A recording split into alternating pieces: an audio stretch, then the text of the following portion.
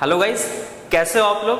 देखो पिछली क्लास में हम लोगों ने टीथ स्टार्ट कर दिया था, यानी माउथ जो था वो ओपन हुआ था बकल कैविटी में, और बकल कैविटी से रिलेटेड हम लोगों ने पैलेट टंग जो थी उसके बारे में बात कर ली थी। टीथ स्टार्ट कर दिया था, तो टीथ के बारे में नॉर्मल इंट्रोडक्शन हम लोगों ने पढ़ लिया था। आज बात करते हैं टीथ के टाइप्स की। जो ह्यूमन बीइंग जो होता है उस पर जो टीथ होते हैं, वो जो टीथ के जो टाइप होते हैं वो 3 टाइप के टीथ होते हैं। तो टाइप्स ऑफ टीथ यानी दांत के प्रकार, तो पहला आता है थीकोडोंट। देखो थीकोडोंट का मतलब ये होता है गर्त दंती। देखो जो मनुष्य के जो दांत होते हैं वो गर्त दंती प्रकार के होते हैं, यानी जबड़ों में एक विशेष प्रकार के गड्ढे होते हैं, उनमें दांत फिक्स होते हैं, तो उन्हें गर्त दंती प्रकार का कहा जाता है। एक मेम्ब्रेन होती है पेरियोडेंटल मेम्ब्रेन, और ये पेरियोडेंटल जो मेम्ब्रेन जो होती है वो दांत जो होते हैं उन दांतों को जबड़ों में व्यवस्थित या फिक्स करने का काम करती है, यानी उनको स्टेबल करने का या उनको फिक्स करने का जो वर्क होता है वो पेरियोडेंटल मेम्ब्रेन का होता है, जो दांत के चारों तरफ जबड़े में पाई जाती है। आगे बात करते हैं डाइफियोडोंट।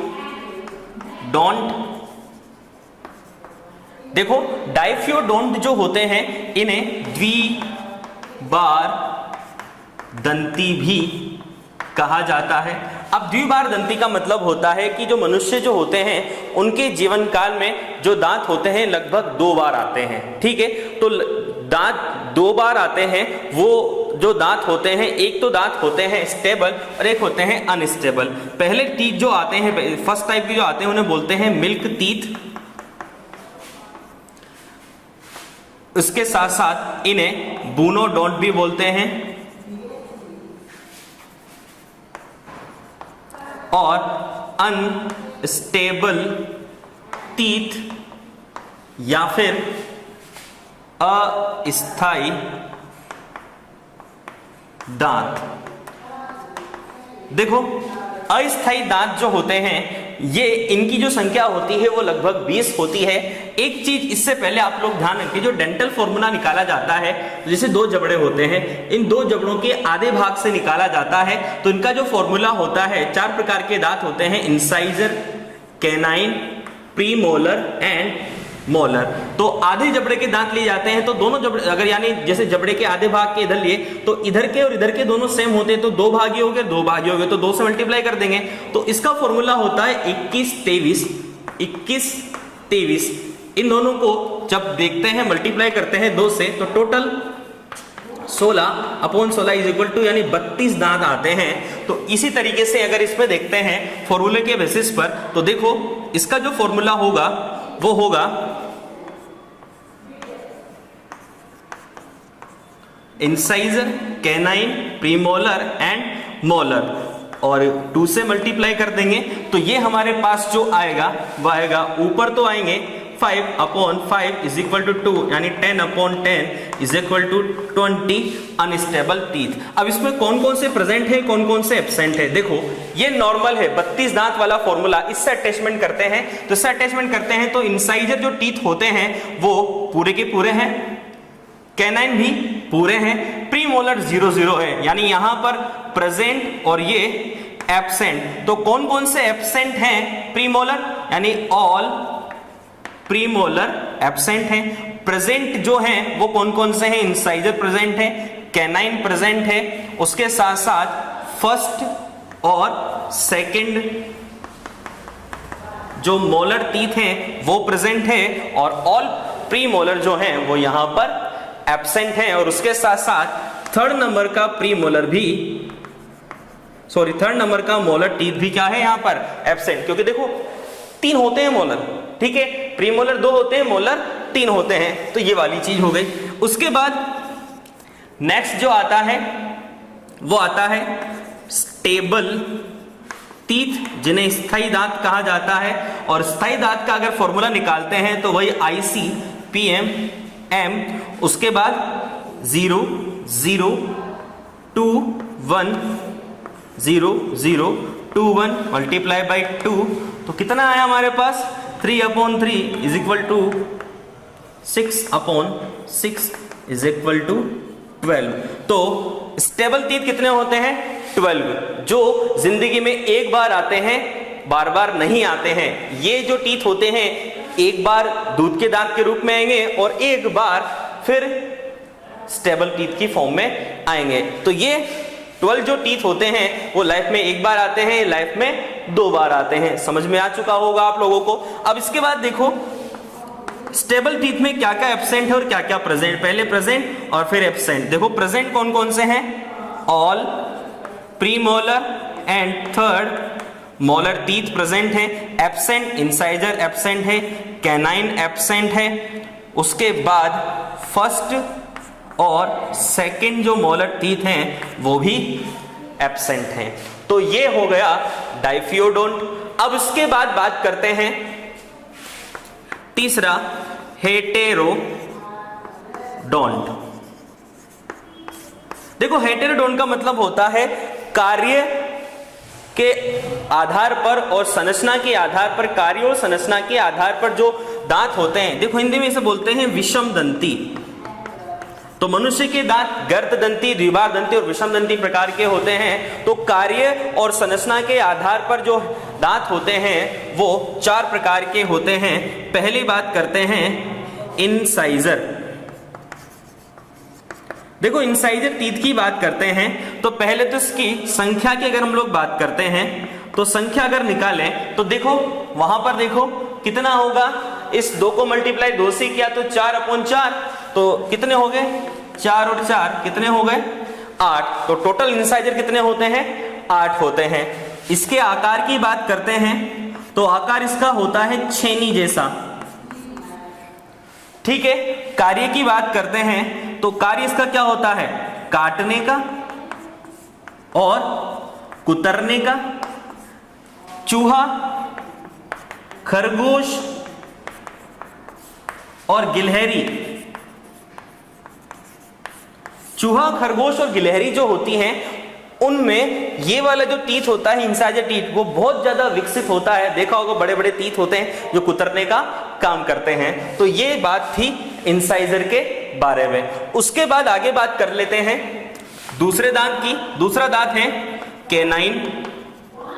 कैनाइन दांत की संख्या की अगर हम लोग बात करते हैं तो संख्या आप लोग फॉर्मूले में देख के बताओ, 2/2 इज इक्वल टू 4 होते हैं कैनाइन टीथ। कैनाइन टीथ के बाद इसके आकार की बात करते हैं।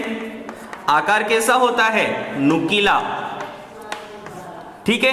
नुकीला होने के साथ साथ कार्य की बात करते हैं तो भोजन को चीरने और फाड़ने का काम करता है। कैनाइन टीथ की बात करें तो जितने भी मांसाहारी जंतु होते हैं, कॉर्निवोरस जो एनिमल जो होते हैं, उन मांसाहारी जंतुओं में यह बहुत ज्यादा विकसित होता है और शाकाहारी जंतुओं में एब्सेंट होते हैं। यानी कुछ शाकाहारी ऐसे जंतु होते हैं जिनमें ये कैनाइन टीथ एब्सेंट होता है, उसके स्थान पर वहां पर अवकाश पाया जाता है और इस अवकाश को बोला जाता है डायस्टोमा। ठीक है। कैनाइन के बाद आगे बात करते हैं प्रीमोलर एंड मोलर टीथ की। दोनों को एक साथ, प्रीमोलर एंड मोलर टीथ की। सबसे पहले वही संख्या, तो प्रीमोलर जो होंगे वो कितने होंगे, 4/4 इज इक्वल टू 8। ये तो प्रीमोलर। और जो मोलर जो होंगे वो होंगे 6/6 इज इक्वल टू 12। ठीक है। आकार की बात करें प्रीमोलर के तो प्रीमोलर का जो आकार होता है वो होता है, देखो मतलब प्रीमोलर और मोलर दोनों का जो आकार होता है वो एक तरह से फ्लैट जो होता है, यानी फ्लैट होता है, एकदम से फ्लैट। उसके बाद कार्य की बात करें तो भोजन को चबाने का काम करते हैं, यानी भोजन को जो चबाने का जो वर्क होता है, क्रश करने का जो वर्क होता है वो प्रीमोलर एंड मोलर का होता है। ठीक है। उसके बाद आगे अगर हम लोग बात करते हैं तो देखो हम लोगों ने बात करी कि जो दांत होते हैं वो कितने कितने प्रकार के होते हैं, वो सारी बात हम लोगों ने कर ली। अब एक चीज और इंपॉर्टेंट आप लोगों को ध्यान रखनी है। एक टीथ होते हैं हिप्सोडोंट, जिन्हें स्माइलिंग टीथ भी बोलते हैं। और ये स्माइलिंग टीथ जो होते हैं वो घोड़े में पाए जाते हैं। ठीक है, तो ये सारी बातें थी। एक चीज और आप लोगों को ध्यान रखनी है, जो थर्ड नंबर का जो मोलर टीथ होता है वो 18 से 22 साल का जो एनिमल, यानी 17 के बाद 18 से 22 वर्ष की जो उम्र होती है, उस 18 से 22 से लेकर 25 भी हो सकता है। तो उस वर्ष की आयु में यानी 17 वर्ष के बाद एक विशेष प्रकार का थर्ड नंबर का जो मोलर टीथ होता है वो वृद्धि करता है या विकसित होता है। इसलिए इस टीथ को, और इसी समय जो टीन एज होती है उस टीन एज से वो अडल्ट फेज में आता है, इसलिए इस टीथ को बुद्धिदांत या विजडम टीथ भी बोला जाता है। तो ये सारी बातें टीथ से रिलेटेड थी।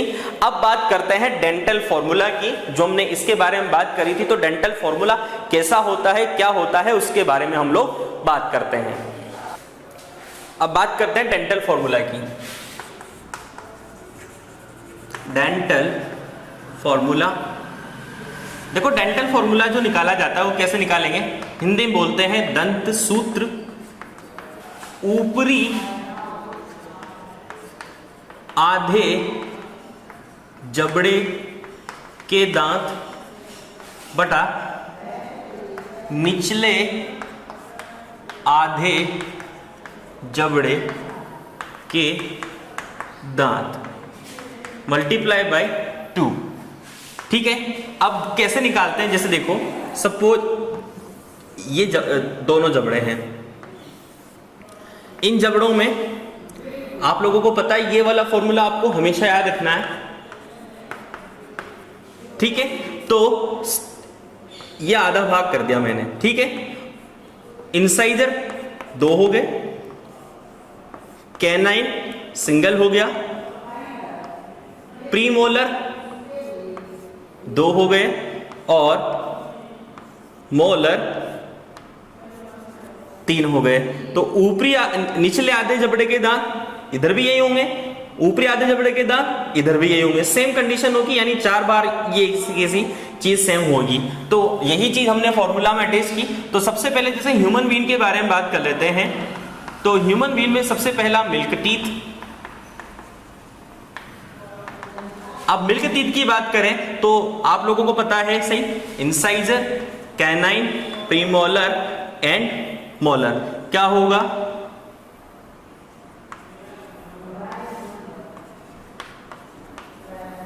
इज इक्वल टू 2, तो कितना हुआ,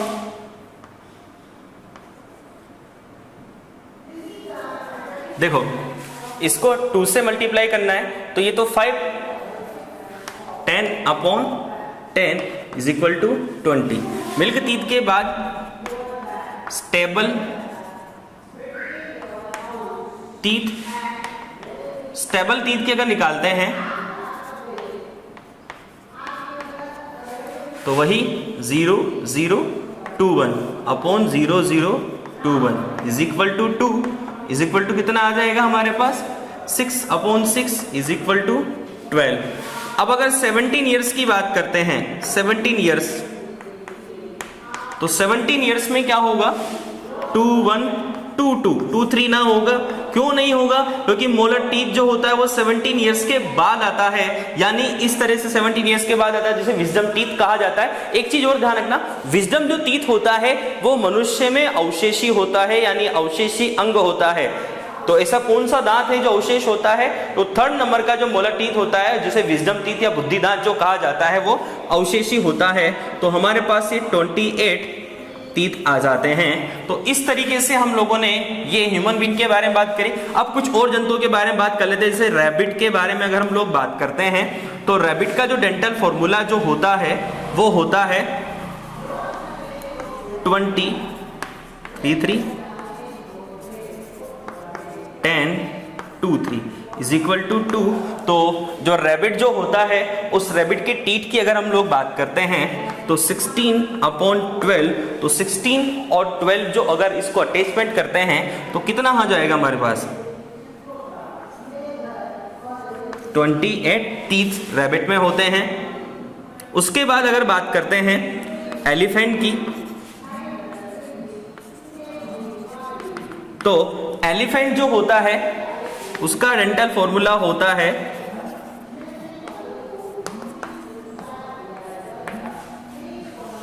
ये वाला, ठीक है। 14 टीथ होते हैं। उसके बाद अगर हम लोग बात करते हैं रैबिट एलिफेंट के बाद पिग एंड हॉर्स, जिसमें सबसे ज्यादा टीथ होते हैं, तो इनका जो डेंटल फॉर्मूला जो होता है, देखो पिग और हॉर्स जो होता है उसका होता है 20 मल्टीप्लाई बाय 2, तो is equal to 22 upon 22 is equal to 44, जो सबसे ज्यादा नंबर्स होते हैं, यानी सबसे ज्यादा संख्या में पिग और हॉर्स में ही दांत पाए जाते हैं। तो ये हम लोगों ने डेंटल फॉर्मूला की बात करी। अब इस टीथ का एक लास्ट टॉपिक बच रहा है, टीथ की स्ट्रक्चर, तो उसके बारे में बात करते हैं। देखो टीथ की स्ट्रक्चर की बात करते हैं। स्ट्रक्चर ऑफ टीथ, देखो टीथ की स्ट्रक्चर में बात करें तो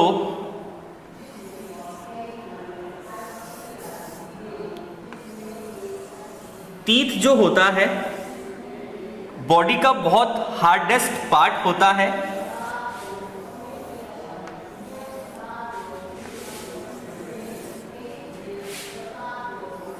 ये जो टीथ होता है, टीथ से एक स्पेशल टाइप की ट्राइजेमिनल नर्व होती है जिससे सेंसिटिविटी आती है, यानी सेंसिटिविटी की जो प्रोसेस जो होती है वो इसी की वजह से आती है।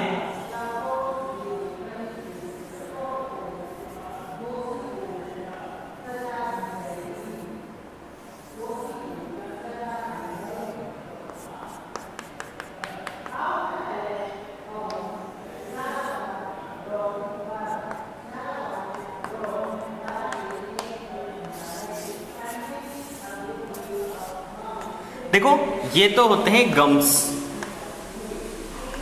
जिन्हें जबड़े बोलते हैं।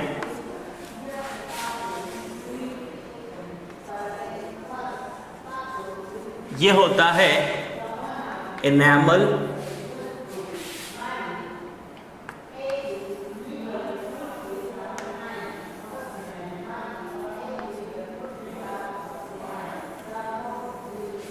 और ये होता है डेंटाइन।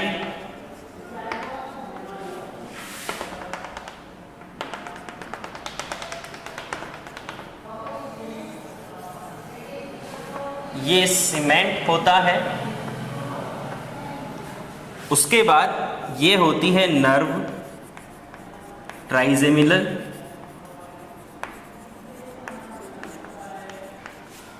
ये जो टीथ होता है, इस टीथ में स्पेशल टाइप की सेल्स प्रेजेंट होती हैं जिन्हें एमिलोब्लास्ट सेल बोलते हैं। उसके बाद यहां पर पल्प कैविटी, और पल्प कैविटी में क्या भरा होता है? पल्प, और इस पल्प में connective tissue, blood vessels, nerve fibre और लिम्फ वेसल्स फिलअप होता है। ठीक है, ये जो टीथ होता है, इस टीथ का यहां से लेकर यहां तक का जो पार्ट होता है उसे बोलते हैं क्राउन। यहां से लेकर यहां तक का पार्ट नेक कहलाता है, और यहां से लेकर यहां तक का जो पार्ट होता है वो रूट कहलाता है। क्राउन पार्ट जो होता है वो अपर पार्ट होता है, यानी ऊपरी भाग होता है दांत का, जबड़ों से निकला हुआ भाग होता है, और ये इनेमल से कवर्ड होता है, यानी इनेमल से ढका होता है। अब इनेमल के बारे में बहुत सारी बातें हैं। जंतु जगत का सबसे कठोर जो पदार्थ होता है वो इनेमल होता है। ये सफेद कलर का होता है। ठीक है, उसके साथ साथ इनेमल जो होता है, ये अगर इसके कंपोजिशन की बात करते हैं तो 96% इसमें वाटर होती है, 3% मिनरल्स होते हैं, कैल्शियम फास्फेट और कैल्शियम कार्बोनेट पाए जाते हैं। इसके साथ साथ प्रोटीन भी पाई जाती हैं, और प्रोटीन 3 टाइप की होती है, ओसिन प्रोटीन, एनेमिलिन प्रोटीन, ओसिन प्रोटीन, एनेमिलिन प्रोटीन और क्रेटीन प्रोटीन। ये था एनामल के बारे में। जंतु जगत का सबसे कठोर पदार्थ होता है, सफेद कलर का होता है, कंपोजिशन की हम लोगों ने बात कर ली, तो ये आप लोगों को एनामल के लिए ध्यान रखना है। उसके बाद बात करते हैं, देखो आगे अगर हम लोग अगर बात करते हैं तो जो डेंटाइन जो होता है, जैसे अगला सेकंड जो पार्ट आता है हमारे पास, नेक आता है, जो जबड़े से बाहर निकला हुआ भाग होता है, जबड़ों से घिरा हुआ होता है, और ये मध्य भाग होता है। इसके बाद रूट वाले भाग की बात करते हैं, तो रूट वाला भाग जबड़ों से बिल्कुल कॉम्पैक्ट होता है, बिल्कुल ढका हुआ भाग होता है, जबड़ों के अंदर धंसा हुआ होता है, जबड़ों की हड्डियों से जुड़ा हुआ होता है, और इसमें 2 प्रकार के कठोर पदार्थ पाए जाते हैं। सबसे पहला जो पदार्थ पाया जाता है वो डेंटाइन पाया जाता है। डेंटाइन जो होता है वो कठोर होने के साथ साथ मजबूत होता है, और इसका जो निर्माण होता है वो, यानी ये जो डेंटाइन जो होता है इसका निर्माण जो होता है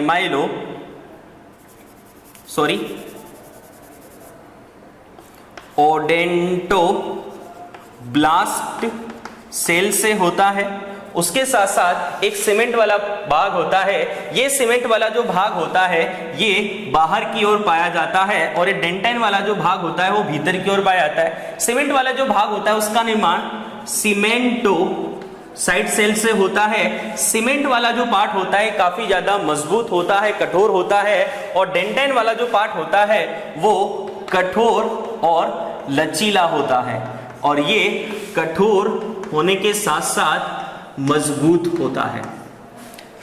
ठीक है, उसके बाद आगे हम लोग अगर बात करते हैं तो टीथ जो होता है इसके अंदर एक विशेष प्रकार की गुहा पाई जाती है, इसे पल्प कैविटी कहते हैं, जिसके अंदर पल्प भरा होता है, जिसमें कनेक्टिव टिश्यू, ब्लड वेसल्स और नर्व फाइबर और लिम्फ वेसल्स प्रेजेंट होती हैं। दूसरी बात, सेंसिटिविटी के लिए जिम्मेदार जो होती है एक विशेष प्रकार की नर्व होती है जो 5 नंबर की होती है, जिसे ट्राइजेमिनल नर्व कहते हैं, जिसे डेंटिस नर्व भी कहा जाता है। तो हम लोगों ने टीथ की संरचना के बारे में भी कंप्लीट बात कर ली। तो देखो बकल कैविटी जो होती है, उस बकल कैविटी जो थे उसमें हमने 3 भाग पढ़ लिए, पैलेट पढ़ लिया, टंग पढ़ लिया, टीथ पढ़ लिया। स्लाइवरी ग्लैंड जो है वो हम जब एसोसिएटेड यानी सहायक पाचक ग्रंथि जब पढ़ेंगे उसके साथ हम जो है लार ग्रंथि के बारे में अध्ययन करेंगे। तो अगला जो हमारा टॉपिक जो आएगा वो फेरिंग्स आएगा। तो फेरिंग्स के बारे में बात करते हैं, या फेरिंग्स जो है उसके बारे में हम लोग कल बात करेंगे।